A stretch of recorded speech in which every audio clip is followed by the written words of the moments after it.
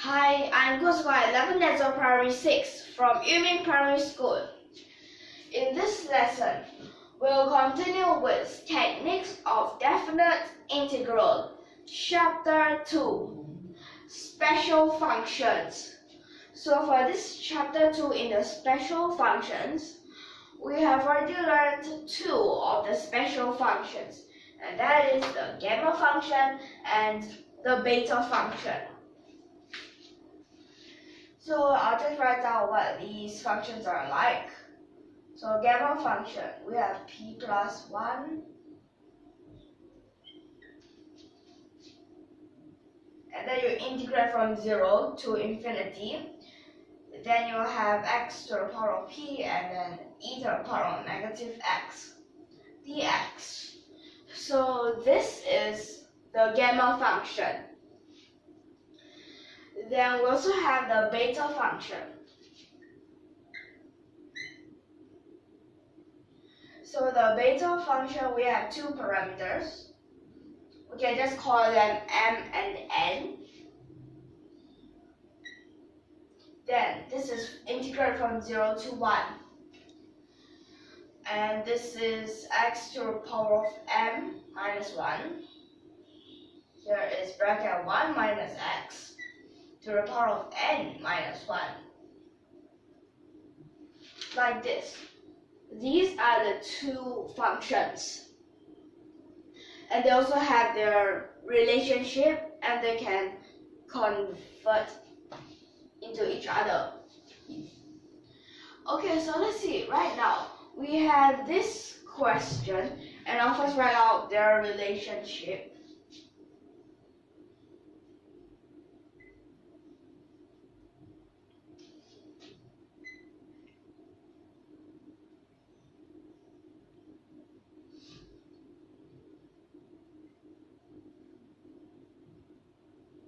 Well, for this relationship, in our first few lessons where we learn about the beta function, we have already proved it. And for these, sometimes when it times, you need to use different kinds of formulas. Okay, but let's just look at this question right now. Because there are many formulas, but we might not know which formula to use. So let's first look at this question that we have. So we have e to the power. So when you see an e to the power, well, you know that it's about the gamma function. So beta function right now, I don't think we need it. It's just the e to the power, so these two we don't need it now.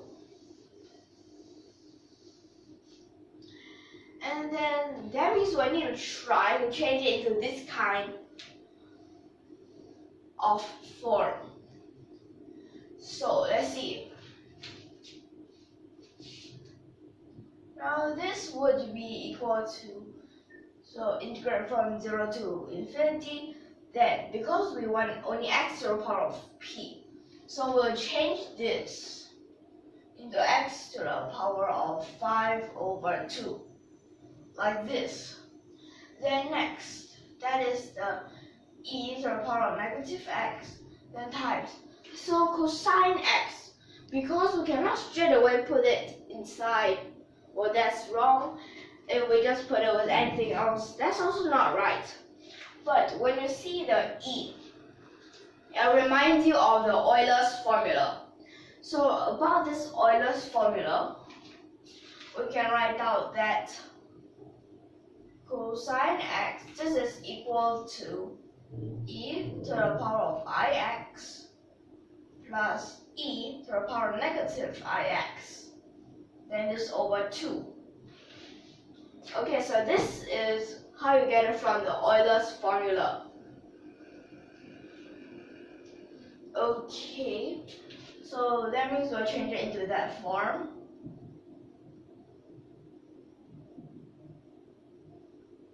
So we have an actual half here.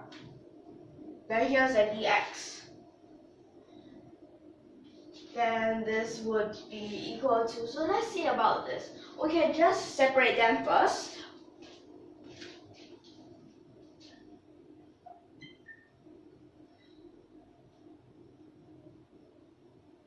because we need a negative, so here must be a negative. Then that will mean we'll have a 1 minus ix. Here's a dx, then plus half. You integrate from 0 to infinity. X to the power of 5 over 2, then is e to the power of negative 1 plus ix dx, like this. So right now for this part, erase first. Okay, so now we have these, but we need these to be a 1. And so we need to use substitution. But this time, the substitution is a little bit different from what we have done in the past. Because this time the substitution, we have 2 substitution. You don't just use 1 for both. If not, you cannot use it. So in this time, we'll let 1 minus I times the x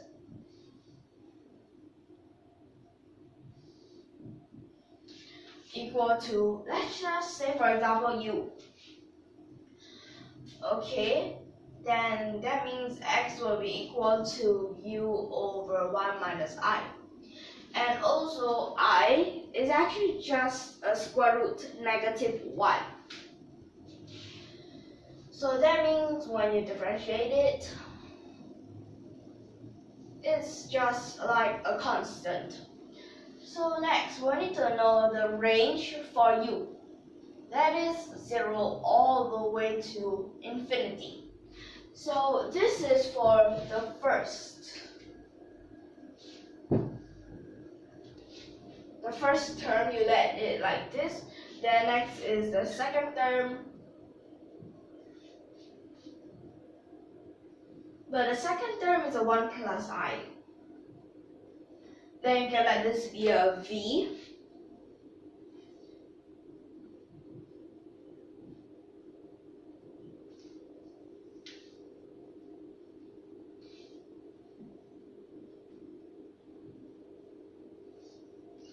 And then you need to know the range for v. That is also 0 all the way to infinity.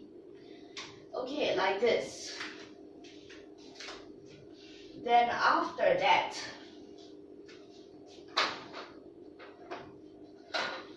so then you have sub them in half. Now let's see, how many of these 1 minus i's do we have? We have 5 over 2 here, we have 1 more here, so that makes 7 over 2.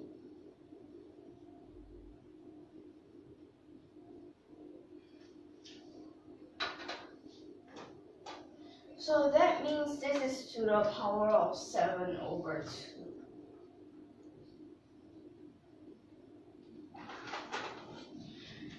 So, now what do we have inside? Then this will be integrated from 0 to infinity. And x change into a u. Like this. Then you times e to the power of negative u. Then you have a du here. So then for the part at the back, you plus half times 1 over bracket 1 plus I, and this is to the power of, okay, same thing, 7 over 2. Then you integrate from 0 to infinity, then you have u, so u will become v, because now we have v.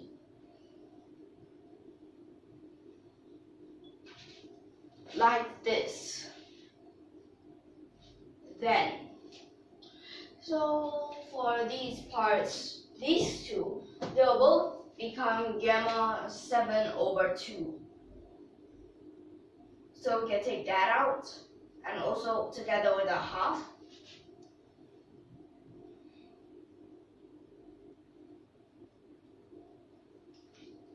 So that would mean inside will be left with this. Like this. So let's think. What could this be? First, minus a 1. Oh wait. And here's the square bracket. So 7 over 2, you minus a 1. You'll have a 5 over 2. Then next you'll have a 3 over 2. Then it's a half. Then you have a square root pi. So inside here, now the I, because we don't want an I in denominator, so we'll need to try to make it. Okay, because we don't want this in the denominator, so we'll need to factorize that. Well, it reminds me here. So 1, it can just become a square root 2 times 1 over square root 2. So then this 1 over square root 2 you can just rationalize. So that means here 1 over 2. So how many of them do we have? So from this square root 2 to the power of 7 over 2.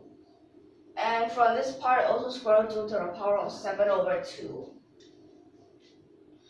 So that means we'll have 2 to the power of 7 over 2. Oh wait, I mean square root 2.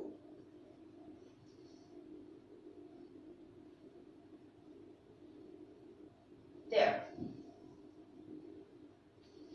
So then inside this square bracket we'll have 1 over bracket square root 2 over 2, then minus an I square root 2 over 2. And also this I is just an imaginary number.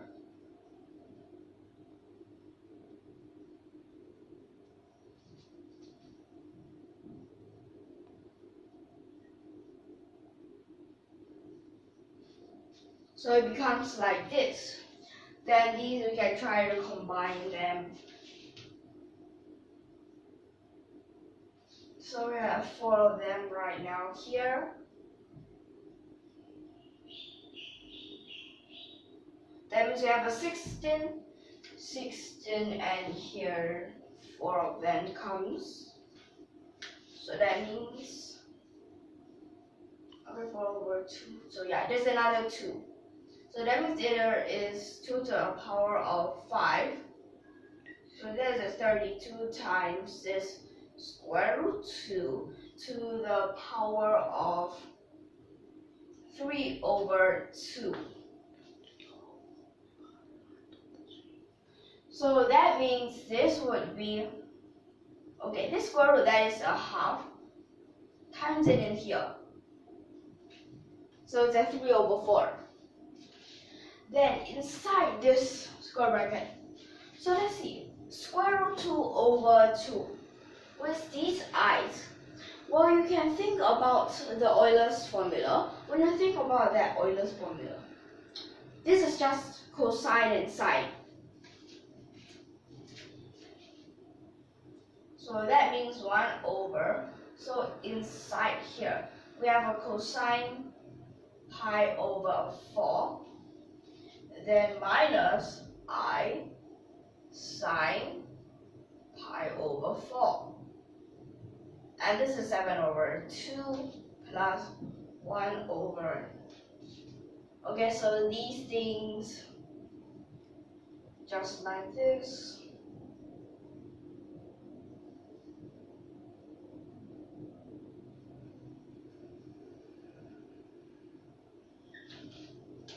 Like this.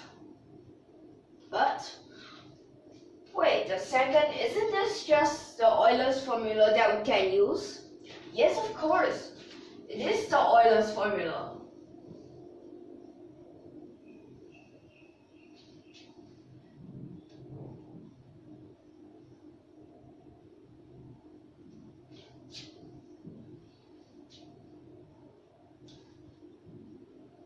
So at this part, it is e to the power of negative I pi over 4. So these can combine, become 7 pi over 8. Then plus 1 over, so inside the e to the power of I pi over 4. So same thing times in. Then these are in the denominator, so we can change them into the numerator.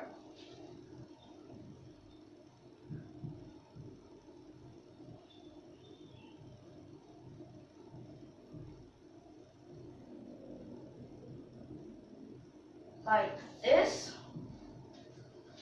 Then next, this becomes e to the power of negative I 7 pi over 8 plus, wait, so when it changes, here no more negative, but here I have a negative.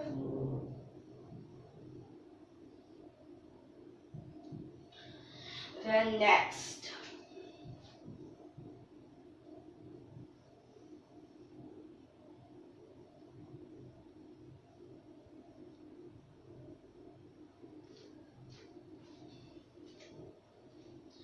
so at this part, so we have cosine 7 pi over 8. But because this 7 pi over 8, we can't just calculate it. So we need to change it into pi over 8. So let's see. 7 pi over 8, that is in the second quadrant. So in the second quadrant, cosine, it becomes a negative.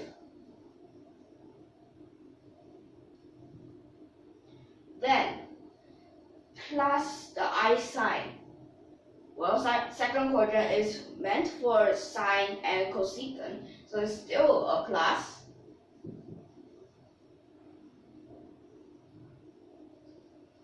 Like this. And then plus, so there is a cosine. Plus cosine, but negative 7 pi over 8. That is in the third quadrant, tangent, because you have an extra negative there. So that would mean it's still a negative, cosine pi over 8. So when it is at, oh wait a second. So here when it is a minus, wait, oh, I mean, yeah, here's still a negative because it's just the 7 pi over 8, because it is actually a negative here. Oops.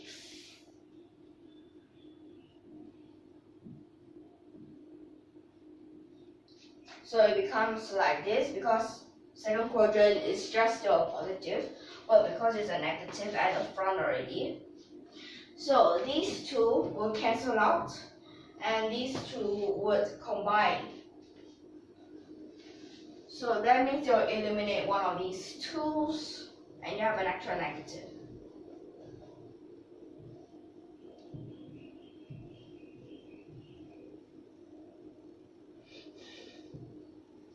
Then for this, cosine pi over 8.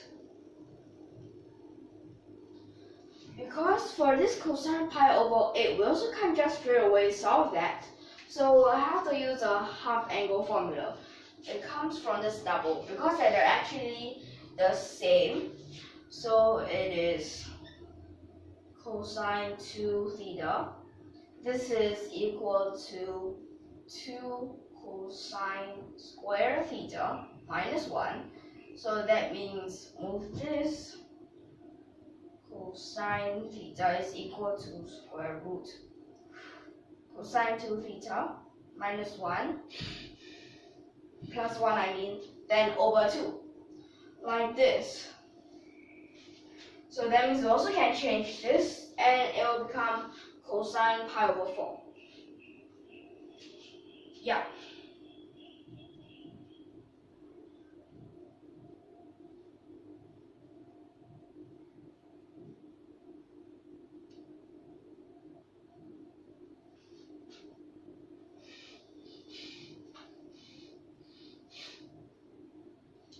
Like this, and then we'll have 2 plus a 1 over a 2.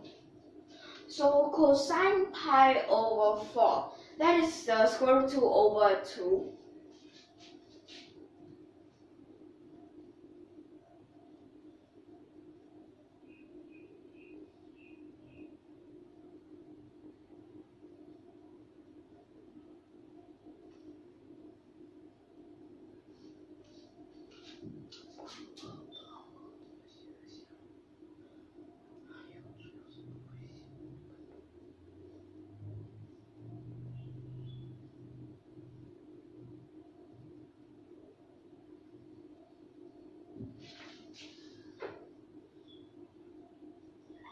So it will become like this.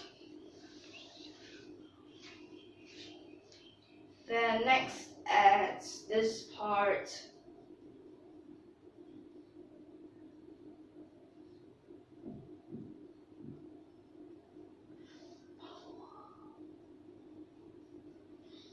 So that means at this part we can have another 2 to come down.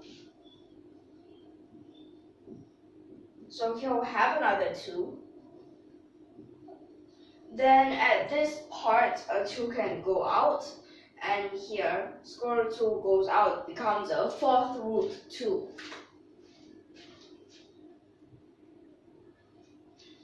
So we have a 2, that means it's a 32.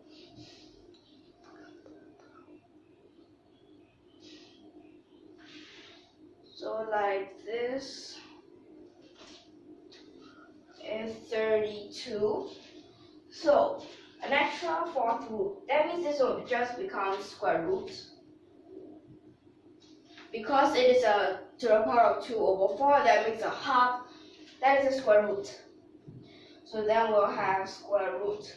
So left inside, there's no more denominator, 1 plus square root 2. So this actually is the answer, but you also can rationalize.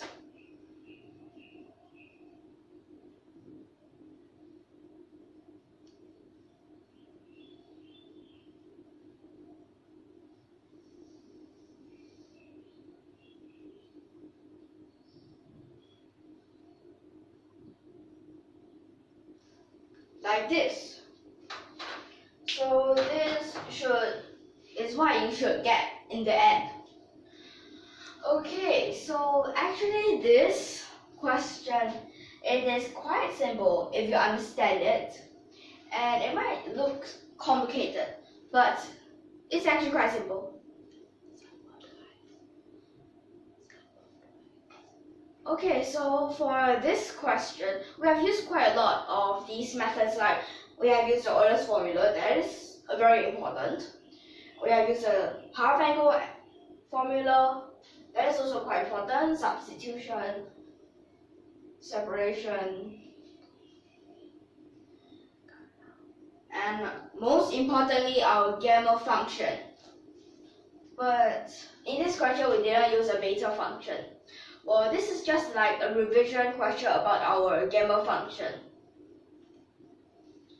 Okay, so in this lesson, the techniques of definite integral special functions, we can end here first. So in the next lesson, we'll continue with this. Okay, so if you like our videos, don't forget to subscribe to our channel. Hope you like our videos, and see you in the next lesson. Thank you for your watching.